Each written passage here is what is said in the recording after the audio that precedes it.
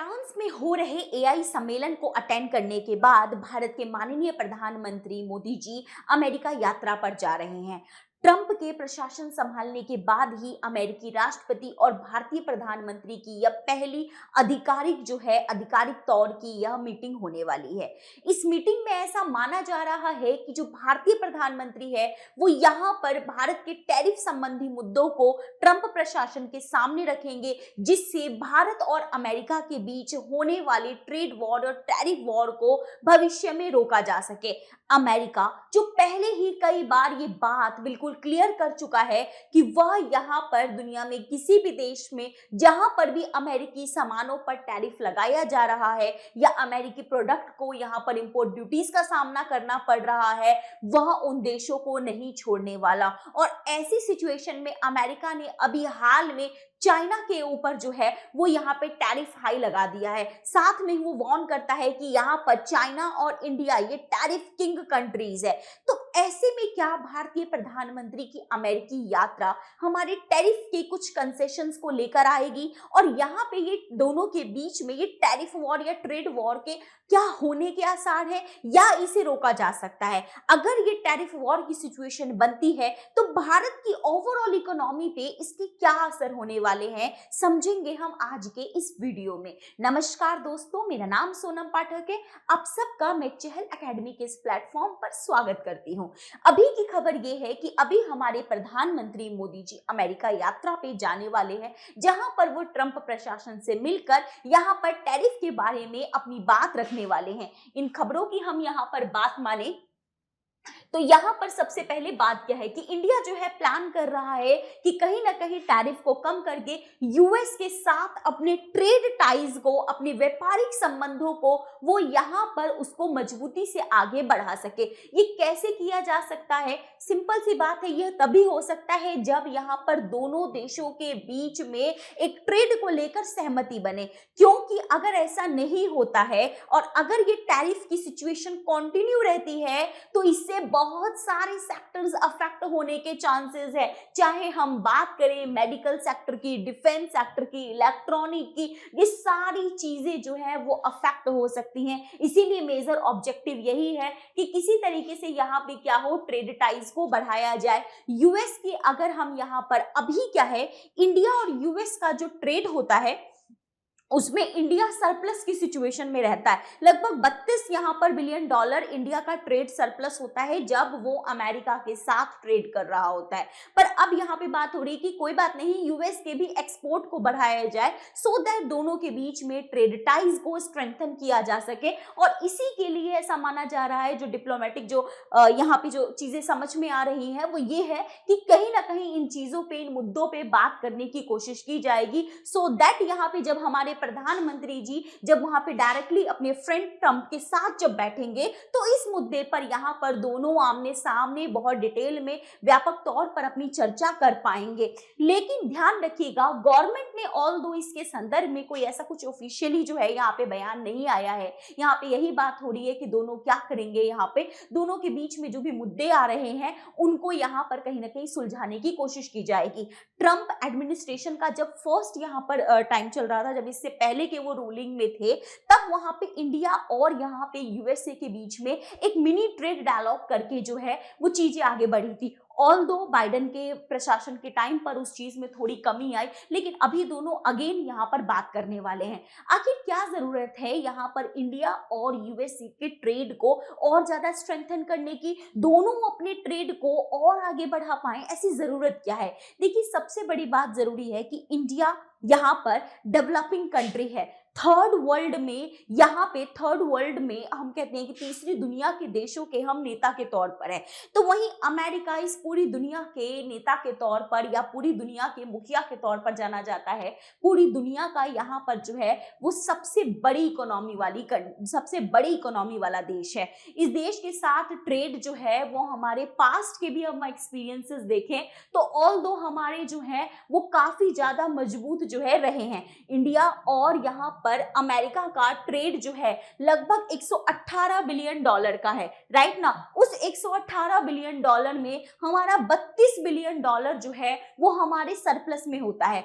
ऐसे में अगर इंडिया और यूएस के अगर ट्रेड रिलेशन खराब होते हैं तो कहीं ना कहीं हमारे इस ट्रेड को, हमारे व्यापार के घाटे को एक बहुत बहुत जो है घाटा हमारा बढ़ सकता है। इसके अलावा यहाँ पर बात करें तो चाहे डिफेंस की बात हो, चाहे इलेक्ट्रॉनिक गुड्स की बात हो, चाहे इंजीनियरिंग प्रोडक्ट्स की बात हो, ऑलमोस्ट काफी सारे सेक्टर्स में, चाहे हम यहाँ पर लिक्विड नेचुरल गैस की बात हो, कई एरियाज है की एरियाज जिसमें इंडिया एंड यूएसए का दोनों का ट्रेड जो यहाँ पे है, दोनों का साथ एक बना हुआ है, ये सारी चीजें अफेक्ट हो सकती हैं।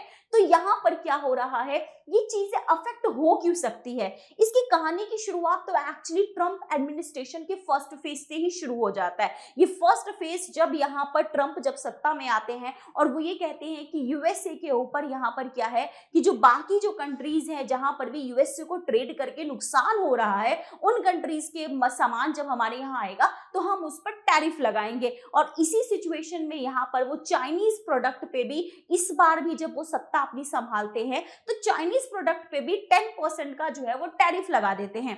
बदले में चाइना भी चुप नहीं रहता, वो भी यहाँ पर जो यहाँ पे अमेरिका से आने वाले जो एनर्जी वाले जो इक्विपमेंट्स है, उससे जुड़ी हुई जो चीजें हैं, उन सब के ऊपर टैरिफ लगाता है। अगर एक कंट्री टैरिफ लगा रहा है, दूसरा भी टैरिफ लगाएगा तो ऐसे तो टैरिफ वॉर शुरू हो जाएगा। इंडिया अभी इस चीज से बचना चाहता है।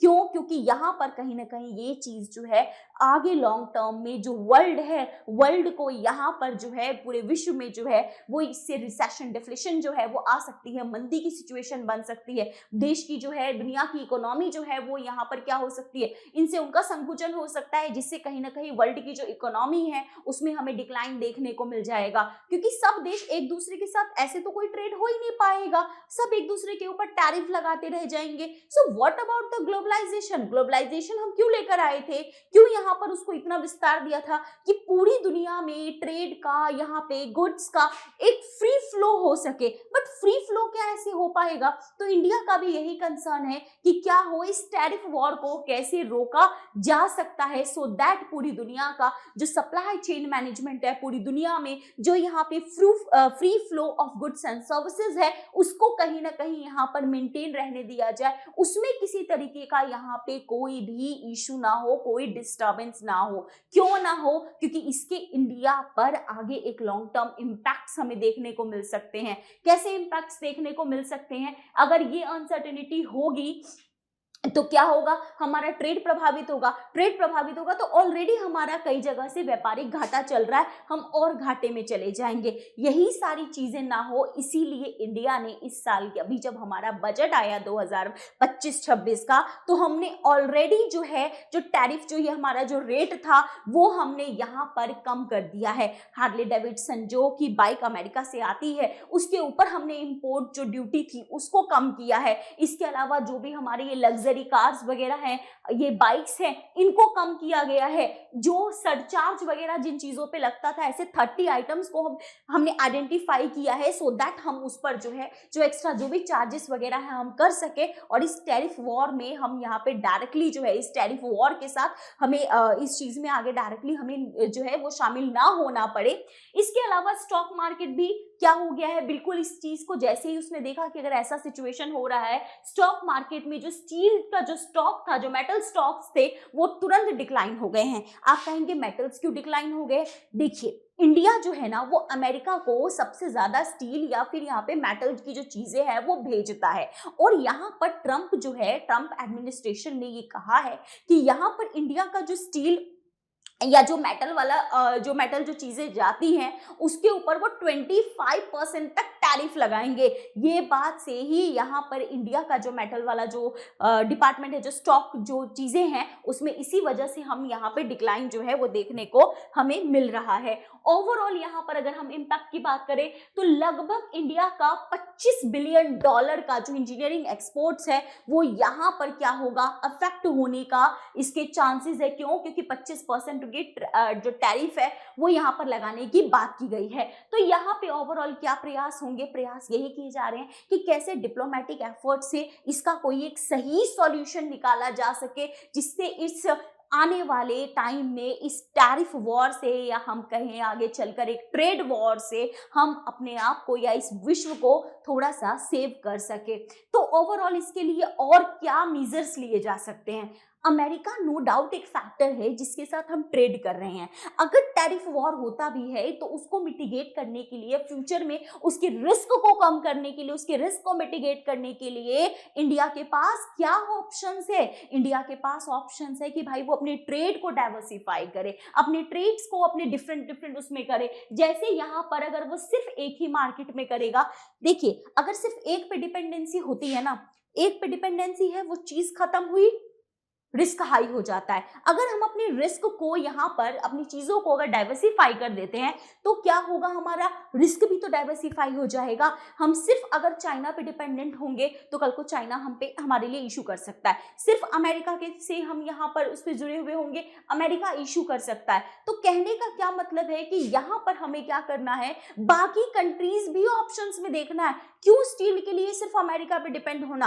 बाकी कंट्रीज जिनको चाहिए, साउथ यहाँ पर अमेरिकन कंट्रीज हो सकती है, नॉर्थ अमेरिकन कॉन्टिनेंट में भी कई कंट्रीज हो सकती है, अफ्रीकन कॉन्टिनेंट में से कंट्रीज हो सकती है। हमें यहाँ पे जरूरत है कि हम अपने ट्रेड पार्टनर्स को और ज्यादा एक्सपेंड करें। तो फर्स्ट थिंग, जिससे क्या हो सके, यहाँ पर हमारा जो ट्रेड है वो बूस्ट हो सके। नेक्स्ट है हमारा स्ट्रेंथनिंग डोमेस्टिक मैन्युफैक्चरिंग। हमने एक स्कीम लेकर आए थे, पीएलआई स्कीम। हमारा है मेक इन इंडिया, हम इसको क्यों नहीं स्ट्रॉन्ग करते, so that make in India हम अपने ही प्रोडक्ट्स को इतना कॉम्पिटिटिव और इतना वो बनाए कि क्या हो, हमें बाकी दुनिया के साथ जो हमारी डिपेंडेंसी जुड़ी हुई है, हम उस डिपेंडेंसी को क्या कर सके, कम कर सके। वो कैसे होगा, जब हम यहाँ पर अपने डोमेस्टिक प्रोडक्ट को काफी ज्यादा जो है हम अच्छी क्वालिटी में बना पाएंगे और उसका इतना हमारे पास सप्लाई होगा कि हमारी जो भी हमारी डोमेस्टिक नीड्स है वो हमारी फुलफिल हो जाए। तो ये इसकी भी जरूरत है। साथ में ही हमें अल्टरनेटिव सोर्स चाहिए स्टील, एल्युमिनियम और अदर क्रिटिकल एक्सपोर्टर्स का, कि हम उनको यहाँ पर बेच सके। एनहांसिंग बायलैटरल ट्रेड एग्रीमेंट, जैसे कि फ्री ट्रेड एग्रीमेंट है, एमएफएन स्टेटस है, इसको भी यहाँ पर जो है सो आगे बढ़ाने की आवश्यकता है। खासकर इसके लिए हम एक बेटर नेगोशिएशन लेकर आए। बूस्टिंग सेल्फ रिलायंस, राइट ना, आत्मनिर्भरता जो है वो एक सबसे बड़ा की फैक्टर है। अगर हम खुद ही सेल्फ रिलायंट होंगे, खासकर हम अपनी जो हमारी इंडस्ट्रीज वगैरह हैं उनको अगर हम इनकरेज करेंगे तो वो यहाँ पर क्या होंगे, वो अपने आप के अपने दायरे को एक्सपेंड कर पाएंगे, जिससे इंडिया की जो इकोनॉमी है उनको बूस्ट मिलेगा। उसे सिर्फ एक कंट्री पे इतना रिलाय नहीं होना पड़ेगा। स्ट्रेंथनिंग डिप्लोमेटिक नेगोशिएशन, साथ में ही जरूरत है कि हम जो है क्या करें, डिप्लोमेटिक नेगोशिएशंस को बढ़ाएं बाकी जो है कंट्रीज के साथ, अमेरिका के साथ, सो दैट हम इस टैरिफ वॉर को कंट्रोल कर सके, इसे रोक सके। एमएसएमई को जो है हम एक्सपोर्ट ओरिएंटेड बनाएं। इस साल एमएसएमई की डेफिनेशन में भी चेंज किया गया है। क्यों चेंज किया गया है? ताकि एमएसएमई अगेन अपना जो है वो अपना जो बेस है उस बेस को क्या कर सके, एक्सटेंड कर सके। तो यहाँ पर हमने क्या समझा, हमने समझा कि अभी जो हमारे माननीय प्रधानमंत्री मोदी जी की जो अमेरिका यात्रा होने वाली है उसके मेजर आउटकम, मेजर चीजें क्या हैं, उसकी मेजर चीजों में हमने देखा तो हम सबसे पहले इनके बीच में है टैरिफ को कम करने की आवश्यकता क्यों है, क्यों नीड है, क्योंकि इंडिया और यहाँ पर यूएसए की इकोनॉमी जो है यहाँ पर दोनों के बीच में एक ट्रेड रिलेशन बहुत स्ट्रेंथन रहा है। तो आखिरकार हम उस टैरिफ वॉर को रोक कैसे सकते हैं, रोक कर सकते हैं डिप्लोमेटिक टाइज और बातों से। अगर यहाँ पे टैरिफ वॉर होता है मतलब हम उनकी चीजों पर टैक्स लगाते हैं, वो हमारी चीजों पर टैक्स लगाएंगे, तो इसके आउटकम क्या होंगे, आउटकम को भी हमने समझा। अब इस आउटकम को हम कम कैसे कर सकते हैं, तो कम करने के लिए हमारे पास डिफरेंट मेजर्स है, जिसमें अपने जो हमारी जो डोमेस्टिक जो हमारी इंडस्ट्रीज है हम उनको स्ट्रेंथन करें, मेक इन इंडिया या फिर हमारी पीएलआई स्कीम, एमएसएमई को बूस्ट दे, डिप्लोमेटिक टाइज को बढ़ाएं, अपने एक्सपोर्ट पार्टनर्स को आगे थोड़ा उनका भी दायरा बढ़ाएं। ये सारी चीजें करके हम रिस्क को भी थोड़ा मिटिगेट कर सकते हैं। अब ये जो हमने पूरा डिस्कशन समझा इसी के बेसिस पर है आपके सामने एक क्वेश्चन। तो पहले क्वेश्चन देखते हैं। क्वेश्चन कह रहा है हमारा, discuss the impact of Trump's tariff policies on global trade with a special focus on India. जो अभी ट्रम्प की टैरिफ जो नीति है भारत विशेष के संदर्भ में उसके बारे में आपको बताना है, चर्चा करना है। How has India responded to these trade challenges and what measures can be taken to mitigate future risk? क्या भारत ने इनको कैसे चैलेंजेस को एड्रेस किया और कौन से जो है प्रयास किए जा सकते हैं, तो ये सारी चीजें ऑलरेडी हम डिस्कस कर चुके हैं। आपको क्या लगता है, क्या इस बार की मीटिंग से, ये चीजों से हम फ्यूचर में ये जो टैरिफ वॉर की जो संभावना नजर आ रही है, क्या हम उसको कंट्रोल कर पाएंगे? आपका जो भी जवाब है let us know in comment section, और इसी तरह की बाकी वीडियोस के लिए please subscribe Chahal academy. Thank you very much. जय हिंद।